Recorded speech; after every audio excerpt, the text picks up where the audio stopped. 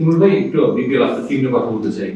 এখন পর্যন্ত আপনাদের মানে মাঠের পারফরম্যান্স এক্সপেকটেশন কতটুকু মিট করতে পেরেছে এক নম্বর, আর সিলেক্ট মনে হয় এবার ইতিহাসে সবচেয়ে বেশি সিলেক্ট, তারপর বিপিএল এখন সিলেক্ট হওয়ার একটা বড় চান্স আমরা জানি যে হয়তো লেটার পার্টের খেলাগুলো ঢাকাতে না এখানে হতে পারে।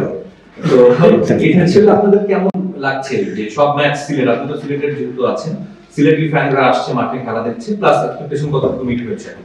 অবভিয়াসলি সিলেটের মানুষজন খেলাধুলা পছন্দ করে, এটা আমরা জানেন। অ্যাট দ্য সেম টাইম আমাদের যেহেতু হোম টিম, সো ওই সাপোর্টটাও পাচ্ছে।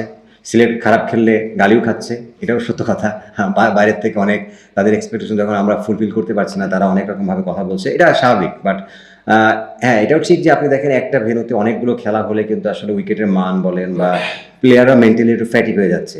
তো আমার এটাও আমার মানে বিসিবি দেখবে হয়তো বা সামনে রাউন্ডগুলোতে হয়তো বা মুভের প্ল্যান আছে ঢাকাতে, এটা করলে আমার মনে হয় ভালো আর কি। আপনি বাংলাদেশকে অনেক কিছু দিয়েছেন, আপনি একজন সিনিয়র প্লেয়ার। একটা বিষয় এখন সারা বাংলাদেশে আছে টপিক, এটা হচ্ছে মুস্তাফিজের বিষয়। যেটি হচ্ছে আমরা রাজনীতির মাঠে রাজনীতি দেখি, কিন্তু খেলার মাঠে রাজনীতি নিয়ে আসা হচ্ছে, যেখানে বিকশিত হওয়া ক্রিকেট বিকশিত হবে, ক্রিকেটের বিকশিত হবে, সেই জায়গাটায় বাধা হয়ে দাঁড়াচ্ছে রাজনীতি বা কোনো কারণে বিষয়গুলো ভিন্ন খাতে যাচ্ছে। সেটাকে আপনাকে কতটা ব্যতীত করে বিষয়গুলো আপনি কিভাবে বিশ্লেষণ করেন? এটা আসলে দেখেন, এটা জিও পলিটিক্স ব্যাপার, এটা আমার বিষয় না। এটা আমি বললে সব কিছু সমাধান হবে না, বাট এটা আপনিও জানেন এটা কেমন হচ্ছে, আমিও জানি কেমন হচ্ছে, এবং এক্স প্লেয়াররা যারা টুইট করছে তারাও জানে এটা কী হচ্ছে। সো এটা আমি বলেও কোনো লাভ নাই বা আপনি বলেও কোনো লাভ নাই, যেটা হবে সেটাই হচ্ছে। হ্যাঁ, শুধু রিশাদের অপরচুনিটি পাওয়া না, সেখানে আসলে সফলও হচ্ছে সে, এবং সেটা আসলে কতটুকু ভালো লাগার বিগ বেশি রিশাদের মতো মানে প্লেয়ার পারফর্ম করতেছে।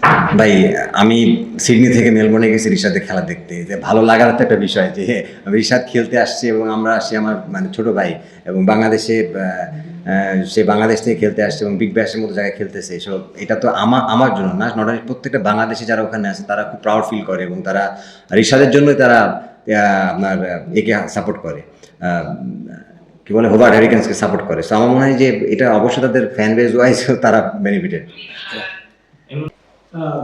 ভাই, ঋষাদ অবভিয়াসলি ওভারটা ভালো খেলছে, কিন্তু আমাদের এখানে তাও আমরা কোনো এক্সপেরিমেন্ট করতে দেখি না।